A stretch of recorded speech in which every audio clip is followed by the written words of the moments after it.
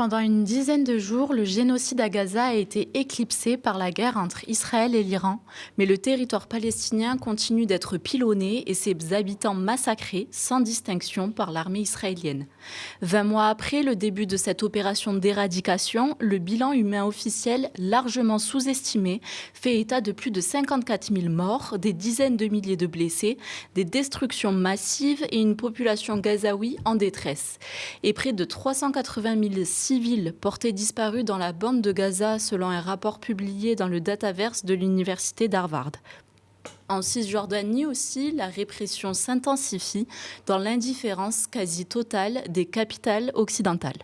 Alors qu'Israël justifie sa politique sécuritaire par la menace du Hamas ou le soutien iranien, nous décrypterons avec notre invité une stratégie coloniale de long terme faite de nettoyage ethnique, détention massive et contrôle militaire. Une architecture de domination coloniale employée par Israël depuis plusieurs décennies. Et pour cet entretien d'actu, nous recevons aujourd'hui le chercheur palestinien Khalil El-Aham, docteur en droit public de l'université Paris-Saclay, auteur d'une thèse sur la responsabilité de l'État pour violences systémiques. Il travaille actuellement sur l'histoire des pratiques militaro-civiles israéliennes dans la Cisjordanie et dans la bande de Gaza.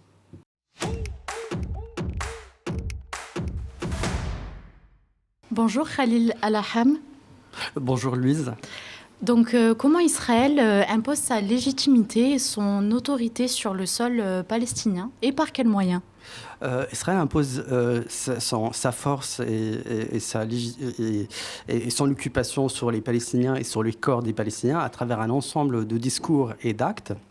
Le discours renvoie à une certaine déshumanisation des Palestiniens en voyant en cette population une figure de l'arabe indésirable avec toute l'imaginaire qui suscite cette figure de l'autre et en même temps des pratiques militaires et civiles qui sont assurés notamment par l'armée israélienne et par les différentes institutions israéliennes et qui renvoient à un système d'oppression et de domination de cette population palestinienne qui sont largement documentés par les différents organes onusiens, notamment le Conseil des droits de l'homme et d'autres institutions internationales.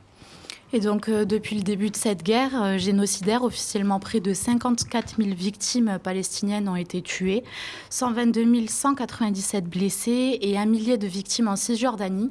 Que révèle ce bilan accablant ? La guerre, dès le départ, ça a commencé par des déclarations génocidaires de la part des responsables israéliens. Commençons par le Premier ministre israélien, en passant par les différents ministres du gouvernement israélien, qui parlaient de la destruction de Gaza, qui voulaient réduire Gaza à une île de ruines. Et qui voulait détruire le Hamas et toute personne qui entretenait des liens avec ce mouvement, sachant que le Hamas est resté 16 ans dans la bande de Gaza et gérait des institutions à la fois civiles, sociales, mais également, hélas, sa brigade armée. L'objectif de cette guerre, elle était déjà une guerre génocidaire et une guerre de vengeance, une guerre d'anéantissement. Et ça a été clairement documenté à travers les déclarations des responsables israéliens. Et plus tard, à travers la destruction quasi totale des bâtiments, de l'infrastructure à la fois civile et sociale dans la bande de Gaza, il y a pratiquement plus de bâtiments, plus de cibles à viser. Plusieurs généraux israéliens ont fait plusieurs pétitions adressées au Premier ministre israélien qui déclarait clairement qu'il n'y a plus de cibles militaires à Gaza. Et malgré cela, le gouvernement israélien continue sa guerre d'anéantissement.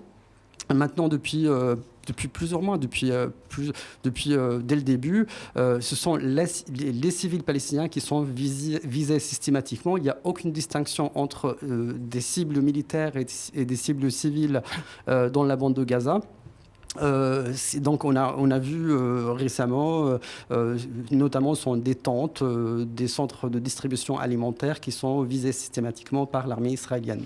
Oui, c'est donc des images qui sont difficiles à regarder de ces victimes et une situation difficilement tolérable, même 20 mois après, qui font état de violations des droits de l'homme et de crimes de masse. Pourquoi un tel silence des États occidentaux face à cet appel à l'aide de la population gazaoui? Très bonne question, mais une immense question dans le même temps. Pourquoi ce silence et cette complicité des dirigeants et des États européens face aux crimes de masse qui sont commis à Gaza, sachant qu'il leur appartient, c'est leur obligation juridique et non pas morale et politique, c'est leur obligation juridique de contribuer à faire cesser des crimes de masse qui sont commis, qui sont constitutifs des crimes contre l'humanité, des crimes du génocide, dont la violation considérée comme la violation des normes impératives de droit international. Et il appartient à l'ensemble des États de prendre à la fois des mesures politiques, diplomatiques et militaires, même dans le cadre des institutions onusiennes, pour mettre fin à ces violations. Cette situation n'a pas incité les États européens à agir de la sorte, et on peut l'expliquer de différentes façons, et on peut le constater déjà dans le discours. Le discours des dirigeants européens fait toujours ou souvent un lien entre la démocratie israélienne et les démocraties libérales européennes, occidentales. On parle d'Israël comme un allié stratégique au Moyen-Orient. Et donc, bien évidemment, sur un fond, il y a toujours un argument qui parle de génocide des Juifs pendant la guerre, que les États européens cherchent à se décharger de leurs responsabilités de ce crime historique, en brouillant les lignes, en faisant peser la responsabilité sur le peuple palestinien, qui n'a rien à voir avec ces crimes qui ont été commis en Europe. Donc l'ensemble, on peut trouver l'élément commun entre l'ensemble de ces éléments de discours. C'est un élément on peut considérer qu'il existe une sorte de collusion entre le colonialisme européen dans sa dimension historique et sa dimension actuelle dans un monde post-colonial, mais également le colonialisme sioniste et israélien qui opère et qui existe toujours dans un monde colonial. Et donc, en quoi cette situation s'inscrit-elle dans une architecture coloniale progressive et pas simplement dans un conflit armé classique, entre guillemets? Alors, il faut remonter aux sources de cette question que j'appelle la question israélo-palestinienne. On parle souvent de la question palestinienne comme la question israélienne n'en était pas une. C'est la question israélo-palestinienne remonte au mandat britannique sur la Palestine, et ça a commencé justement avec une division de la population. Sont les puissances occidentales qui ont divisé la population de la Palestine historique entre juifs et arabes. Ça a été écrit dans la charte de mandat, sachant que cette population, avant l'instauration de mandat britannique sur la Palestine, était une population très plurielle et qui ne peut pas être dans ce clivage entre deux groupes, un groupe ethnique et un groupe religieux. Les juifs palestiniens ont toujours vécu en Palestine, mais également les Kurdes, les Arméniens, les Samaritains et d'autres ethnies. Ouais. Donc, avant tout, c'est la division de la population qui a été opérée par les Britanniques, qui a créé un premier élément de nettoyage ethnique, de discrimination contre. On ne parle pas du Palestinien, on parle d'Arabes. On parle d'Arabes. Les Palestiniens n'existent pas dans l'idéologie ou dans la représentation sioniste de cette question. Donc, à partir de ce moment, il y a déjà une négation. Il y a déjà une négation, et il y a surtout une hiérarchisation, une classification. Il y a une population qui était considérée proche de la population européenne et qui peut se trouver dans une situation de privilège, qui sont supérieurs, et une population qui était considérée comme inférieure, ils sont les Arabes palestiniens. Et bien évidemment, cette classification d'Arabes palestiniens, il regroupe un ensemble, une pluralité de communautés qui existaient, qui vivent toujours en Palestine, qui ne se réduit pas à une population arabe au sens ethnique de terme. Et donc, je le disais en introduction, vous travaillez sur les pratiques militaro-civiles en Cisjordanie et à Gaza. Donc, que désigne exactement cette notion et comment s'articule ce système de contrôle ? Alors, Israël instaure depuis l'occupation de territoires palestiniens occupés, c'est-à-dire la Cisjordanie, la bande de Gaza, mais également Jérusalem-Est, elle a instauré un régime militaire. Donc, l'ensemble de la population et de territoires palestiniens se trouve sous contrôle de l'administration militaire israélienne, qui comporte en son sein également des services civils, notamment l'administration civile. Donc, sont à la fois sont des pratiques militaires ou civiles. Et dont l'objectif principal, c'est de contrôler la population palestinienne, qui sont considérées comme des populations ennemies, un risque sécuritaire pour l'État d'Israël. Et l'ensemble de ces pratiques consiste justement à maintenir un système de contrôle sur cette population, et à créer des conditions de vie avilissantes qui incitent cette population à quitter ce territoire. Les pratiques militaires ou civiles fait bien évidemment la distinction entre la terre et la population. La terre est considérée comme appartenant à l'État d'Israël et elle est représentée comme la terre promise dans la représentation sioniste de cette terre de la Palestine historique, et la population est considérée comme une population ennemie qu'on doit prendre constamment des mesures de répression à son encontre. Et donc, vous venez de l'évoquer, si on a pris des mesures drastiques, ça a amené à des crimes de masse qui ont lieu aujourd'hui. C'est parce qu'il y a eu en amont une forme de préparation. Donc, si on en vient à cet aspect, on peut parler du nettoyage ethnique que l'ONU définit sous deux aspects. D'une part, donc, l'expulsion d'une population et donc la volonté de créer des zones géographiques qui vont être peuplées par une population commune, en fait, une homogénéité ethnique. Donc, y a-t-il eu différentes phases dans la politique israélienne de nettoyage ethnique à l'encontre des réfugiés palestiniens dans la bande de Gaza et en Cisjordanie ? Alors, les pratiques de nettoyage qu'on peut qualifier de nettoyage ethnique à l'encontre des Palestiniens, elles sont pratiquées à l'encontre de l'ensemble de la population palestinienne, y compris les Palestiniens qui se trouvent dans la Cisjordanie, dans la bande de Gaza et Jérusalem-Est, mais aussi les Palestiniens qui ont la nationalité israélienne, et surtout aussi également à l'encontre des Palestiniens qui sont des réfugiés dans les pays frontaliers, oui, notamment les réfugiés qui se trouvent en Jordanie, au Liban, en Syrie et ailleurs. Ces pratiques, l'intérêt de recourir à cette notion de nettoyage ethnique permet à la fois de saisir les différentes pratiques israéliennes d'oppression à l'encontre des Palestiniens sur le temps long, mais également de le mettre en lien avec l'objectif de domination et d'oppression, qui est de faire partir cette population, de les obliger à quitter ce territoire afin de le remplacer par une autre population, à savoir la population juive israélienne. Les pratiques de nettoyage ethnique alternent à la fois une banalisation et intensification. La banalisation passe par un ensemble de dispositifs militaires ou civils israéliens qui visent à dépolitiser la société palestinienne et à procéder à une sorte de destruction méthodique de toute sorte d'institutionnalisation sociale et politique de la société palestinienne. Donc on le voit déjà à partir des années 70 et tout au long des années 80, la guerre israélienne qui a été menée contre les universités palestiniennes, contre les municipalités, l'expulsion de toute figure nationaliste palestinienne qui pourrait contribuer à la politisation de la société, et notamment également le recours à la détention massive de la population.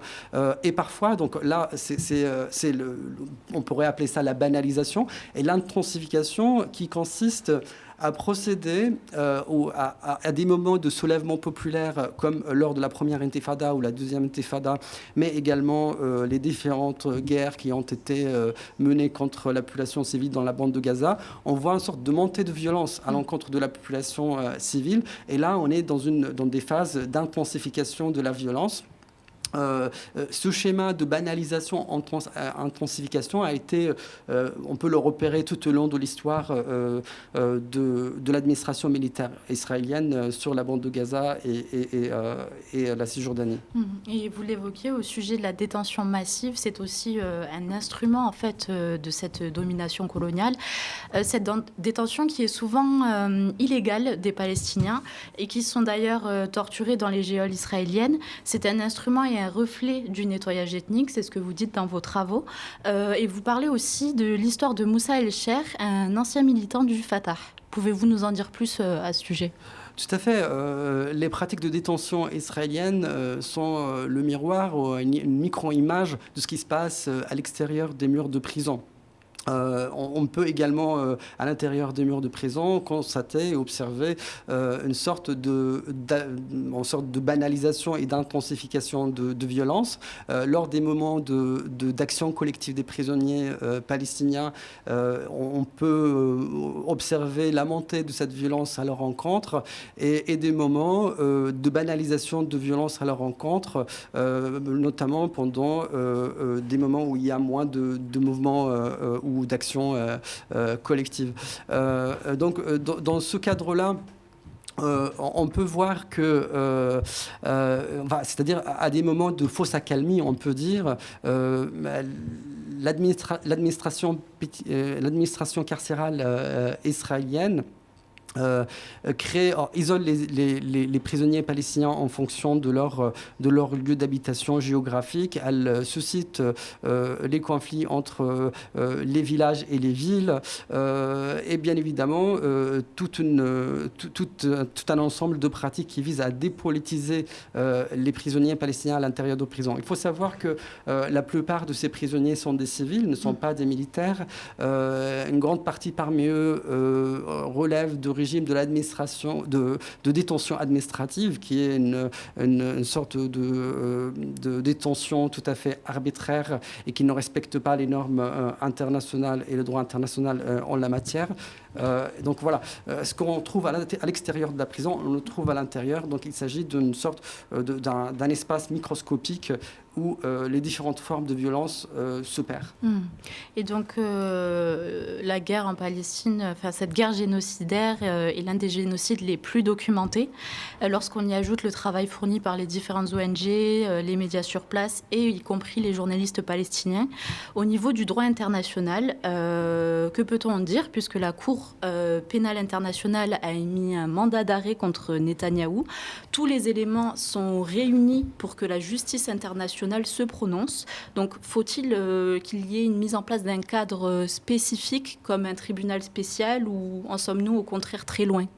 Alors, il ne faut pas créer un tribunal spécial. La Cour pénale internationale, elle est compétente concernant l'engagement de la responsabilité pénale des hauts responsables israéliens qui ont commis des crimes de masse et des crimes de guerre en Palestine. Et bien évidemment, son rôle est complémentaire par rapport aux juridictions nationales.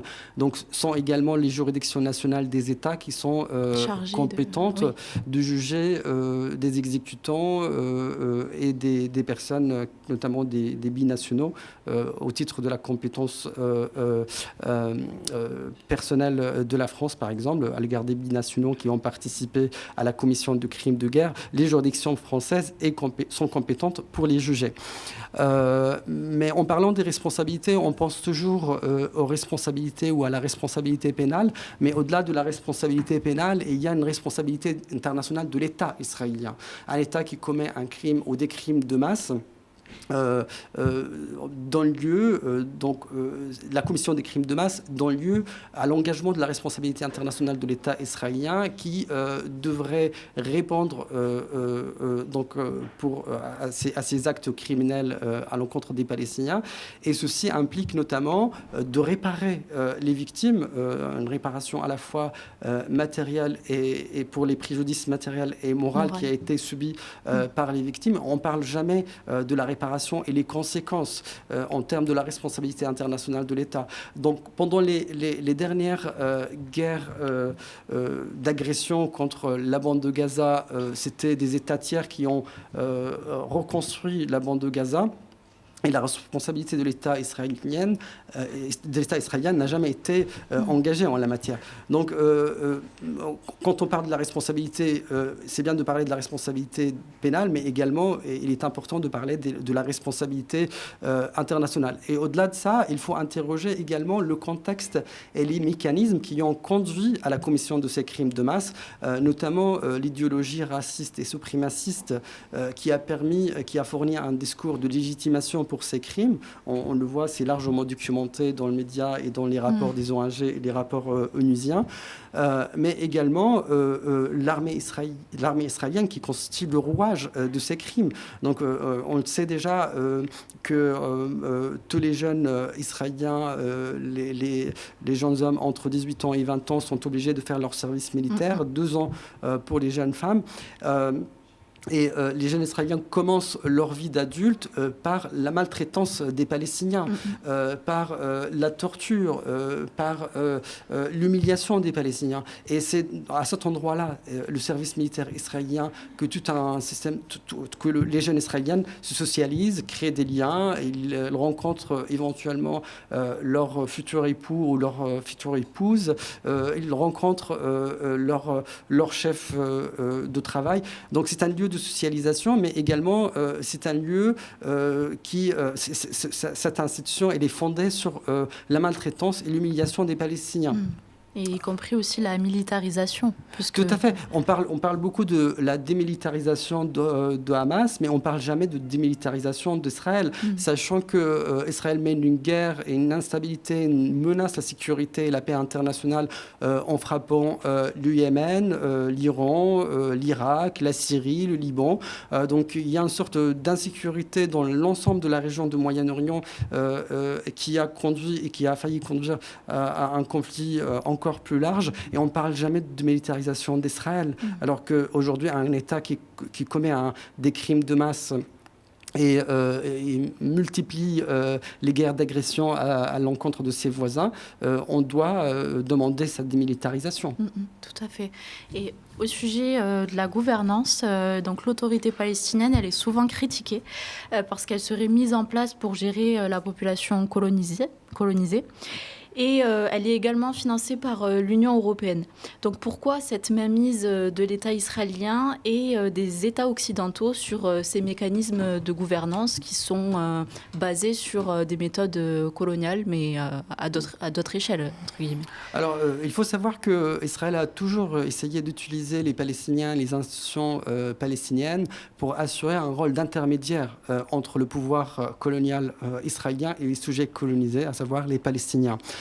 Donc il y a des tentatives pendant les années 70 et pendant les années 80 où pour contourner l'influence de l'Organisation de libération de Palestine, l'administration militaire israélienne a cherché des chefs militaires traditionnels qui étaient censés assurer un rôle de relais vis-à-vis de la population palestinienne. Ça n'a pas réussi parce que ces institutions étaient souvent assurées par des personnes considérées comme des marginaux, exclus socialement, et certains même sont considérés comme des délinquants.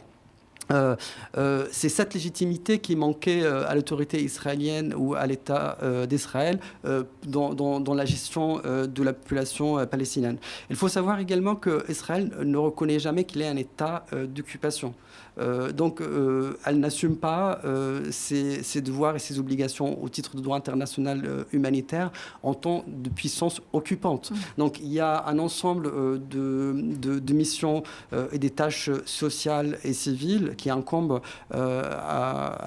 sur l'État, à l'encontre de l'État, de la puissance occupante que Israël n'a jamais fait. Donc, les Palestiniens, tout au long des années 70 et 80, étaient livrés à eux-mêmes et étaient incités à aller récolter de l'aide internationale pour gérer leurs propres institutions. Avec les accords d'Oslo, il y a l'arrivée de l'autorité palestinienne Cette autorité palestinienne était conçue pour être une autorité transitoire, et donc qui a été créée avec les accords d'Oslo, qui sont considérés également comme des accords intérimaires, qui devaient durer 5 ans pendant une période transitoire, et à l'issue de laquelle il y aura un État palestinien, des négociations de Camp David II qui étaient prévues dans l'année 2000, qui devaient conduire à un État palestinien sur les frontières de 67. Alors, il y a bien évidemment une opposition palestinienne aux accords d'Oslo parce qu'il était considéré comme une concession vis-à-vis des Israéliens, de différents partis politiques palestiniens, mais les Israéliens n'ont jamais envisagé d'accepter un État palestinien sur les frontières de 67. Donc ce qui s'est passé, ce qui se passe aujourd'hui, c'est que ces accords intérimaires sont devenus, ou la période transitoire est devenue la solution quasi finale pour la question palestinienne, c'est-à-dire de maintenir une autorité palestinienne qui s'occupe de la gestion de la population palestinienne, en déchargeant Israël de ses obligations d'État ou de puissance occupante. Et dans le même temps, il y a à la fois, dans les deux cas, sont des bénéfices pour Israël. Et de ne jamais permettre à l'autorité palestinienne de créer un État, parce que ce qui a été imposé par la politique de fait accompli, avec la construction des colonies, avec le morcellement de territoire, avec la dépolitisation de tout mouvement social et politique dans le territoire occupé. Donc il y a une politique de fait accompli qui a été imposée sur les Palestiniens et dans le territoire occupé, qui rend très difficile de réaliser cet État palestinien. Et donc, cette phase qui était censée être une phase temporaire devient permanente. Et par rapport justement à cette situation, on peut voir, et on le disait tout à l'heure, qu'il y a une inaction des dirigeants occidentaux. On voit que les opinions publiques sont de plus en plus actives. Mais quelles sont les voies d'action concrètes pour que les sociétés civiles internationales, aujourd'hui, puissent stopper ce génocide et pour de bon ? Alors, il y a à la fois des obligations des États, avant tout, c'est les obligations des États qui sont très importantes en la matière, parce qu'ils ont les moyens de faire pression à l'État israélien. Les États tiers doivent prendre toutes les mesures, à la fois diplomatiques, politiques, et juridiques, pour faire pression à Israël pour les crimes de masse cessent, mais également de prévenir la répétition de ces crimes et donc de démanteler la structure coloniale qui a conduit à ces crimes. Donc ça, c'est l'obligation des États occidentaux, ce qui était le cas de boycott interétatique qui a été opéré au moment de l'Afrique du Sud, au moment de l'apartheid, parce qu'on parle également d'apartheid en Israël. Il y a plusieurs rapports de l'ONU réalisés au sein du Conseil des droits de l'homme, notamment le dernier qui a été réalisé par Michel Link, mais également par Richard Falk, mais par Francesca Albanese, qui conclut tous ces rapports concluent de l'existence d'un système d'apartheid. Et à côté de ce système d'apartheid, il y a un ensemble de crimes de masse qu'on peut considérer à la fois comme des crimes contre l'humanité et de crimes de génocide. Donc l'obligation juridique des États européens, c'est de faire cesser ces obligations en toute urgence, mais aussi de démanteler la structure institutionnelle et idéologique qui a mené à la commission de ces crimes. Pour la société civile, c'est le moyen le plus important, c'est le boycott. Donc on parle beaucoup des universités israéliennes qui ont joué un rôle important dans la commission de ces crimes de masse, notamment à travers des différents programmes de coopération militaire avec l'armée israélienne, avec l'industrie israélienne, mais aussi à travers la production de discours de légitimation qui a permis la commission de ces crimes. Donc l'obligation de la société civile a été portée par le mouvement étudiant en faveur de la Palestine, on l'a vu en France et ailleurs, de boycott académique, mais aussi un boycott de toute institution israélienne qui a contribué et contribue au maintien d'un système d'oppression et de domination à l'encontre des Palestiniens. Merci à vous, Khalil Al-Aham. Je vous remercie. Merci à vous.